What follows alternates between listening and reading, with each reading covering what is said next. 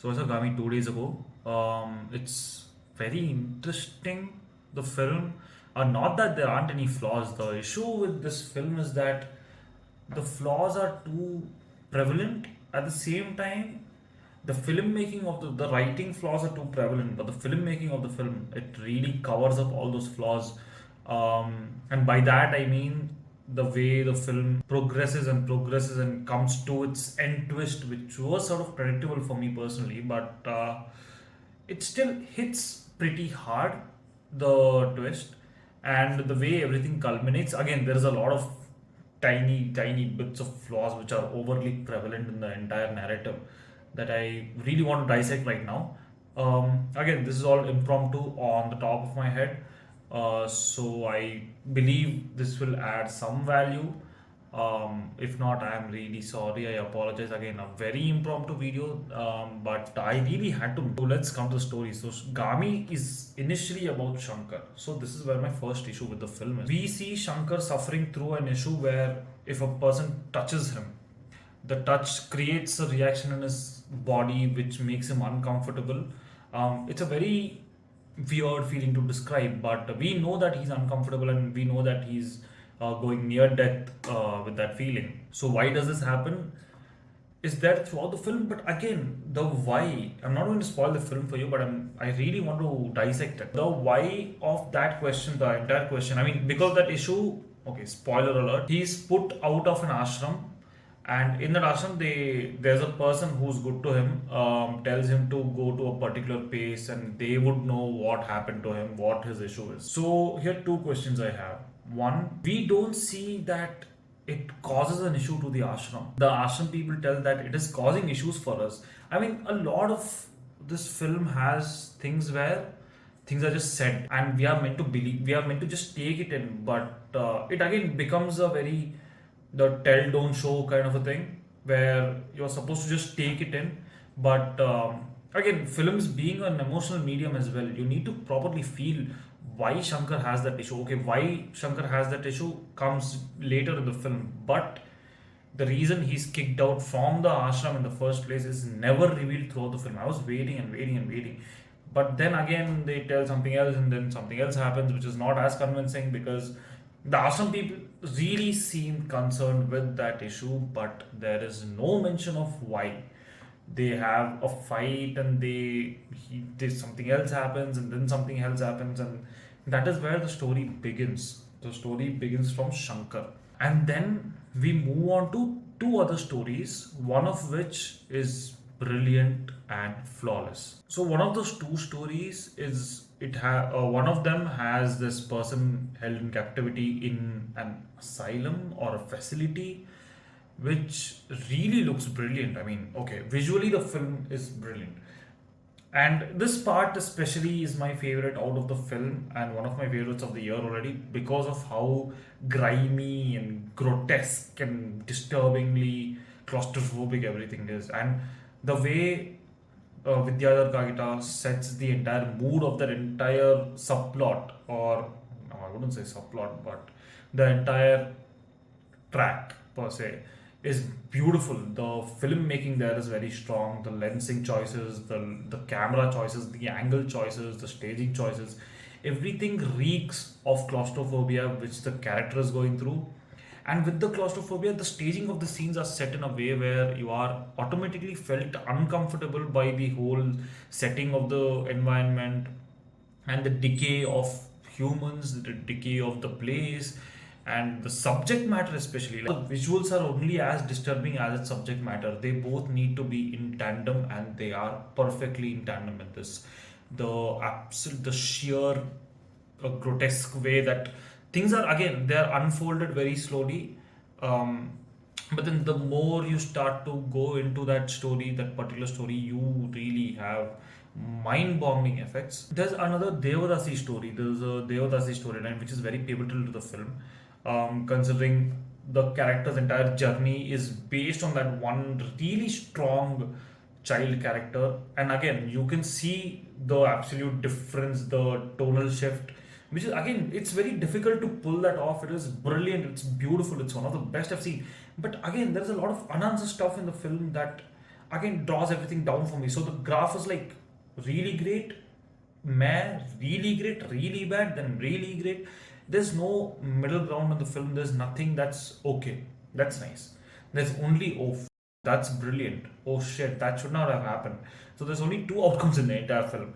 So the Devadasi story again, it adds a lot to the other two characters of the film, the main pivotal characters of the film. When it comes to cinematography, the film is beautiful. I mean, again, it's not just about the color grading or everything else.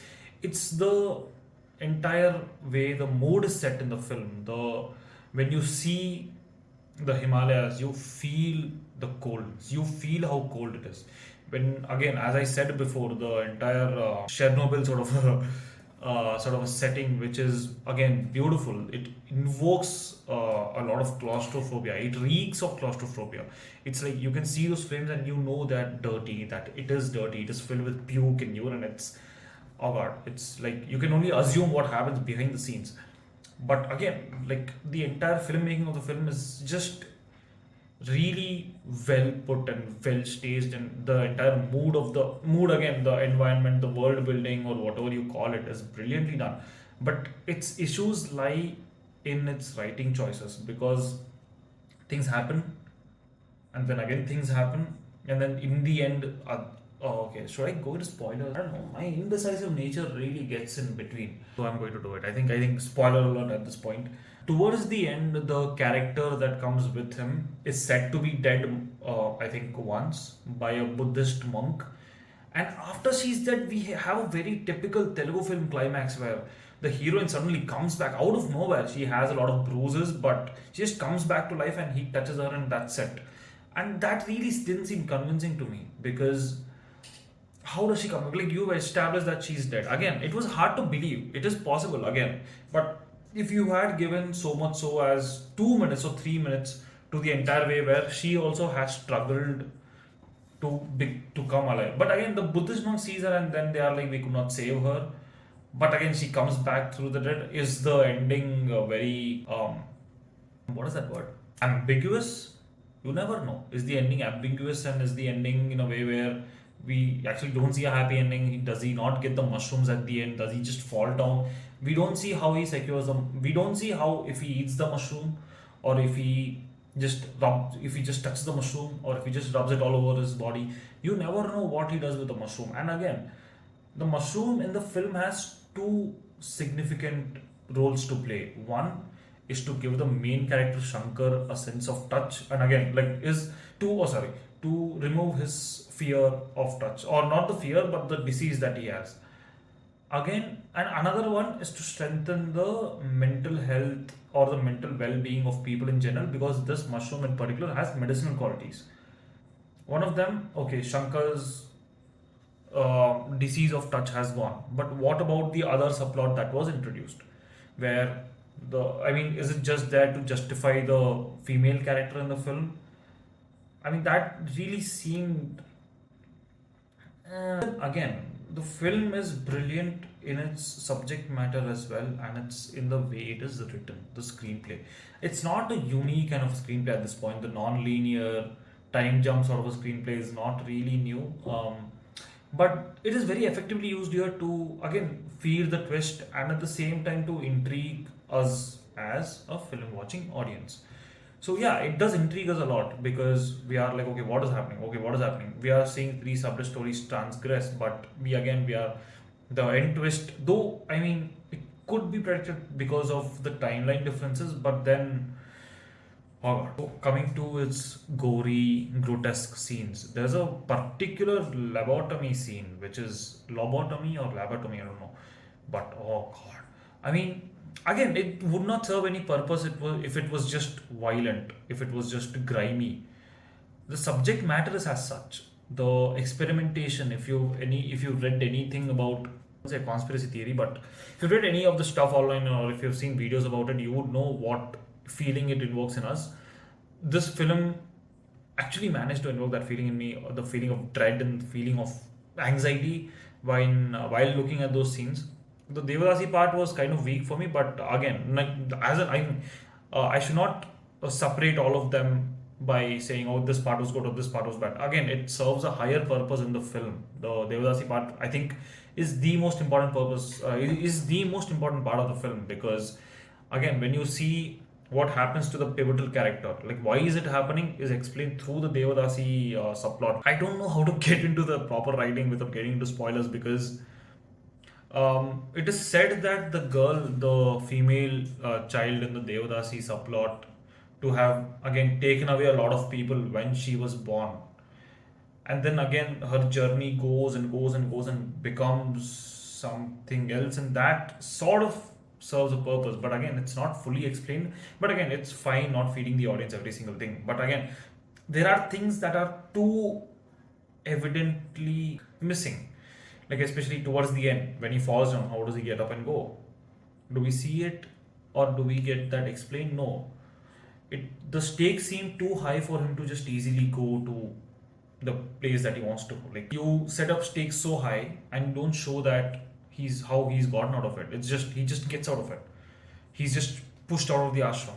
This just happens. That just happens. The kid just escapes, even with the most Z category security. But again, it is explained. The kid's part is explained. The kid, as in the teenage boy's part, is explained really well. So again, coming to the music, music is the second best part of the film because of how much it again elevates the scene of the film. There are no shortcomings in the film, but the very duller moments are again raised by the music of the film, especially the last 5 minutes. Oh god, the score is brilliant. Acting. So, in my personal opinion, Vishwak Sen is probably the best actor in that segment to be working because of how much he's experimenting. Again, Gaami is his best work. I've been rooting for him since Nagaran came India, and thankfully he's gotten a film that he can focus a lot on. Chandini Chowdary doesn't get much to play with, but again, she does what she intends to do in the film, and she does it very convincingly, even though there are a few, two, three dialogues where her Telugu is sort of. Abdul Samad. Oh god, that man, that guy, that boy. Brilliant. And the rest, the supporting cast, I really don't know the names. I apologize. This is again a very impromptu video. But the girl who played as a Devadasi's daughter, she again performed really well. The emotional notes that she carries and the disturbing scenes where she's hit, oh god, really well done. Abhinaya again doesn't get much to do with, but again, she's a great performer. She's been a great performer. We've been seeing that. A standout performance for me in the film actually comes from the doctor who runs that entire Chernobyl, let's call it Chernobyl facility for now, because I don't remember the name. I don't even know if it was there in the film. So the doctor's character really stood out for me. I saw him in a few other films as well, but this one I think he's at his best when it comes to creeping up the character. But again, so overall, there are a few films that made me go sort of, okay, this comes from this film. Especially for me, the entire twist ending reminded me of Skin I Live In by Pedro Almodovar, and all the facility torture scenes obviously reminded me of A Clockwork Orange. So if you watch these two films, and there are a lot of other adventure films, I think that the film again took inspirations from. Again, they're not copies, they're inspirations. I wouldn't say tribute because that has to come from the filmmaker, but they're really well put inspirations, and I love the film. Entirely, again, it's a roller coaster kind of a film, but again, I really liked it. 3.5 out of 5. Again, if a few elements, if 2 3 elements were again put to perfection, the film would have been perfect. But yeah, again, baby steps.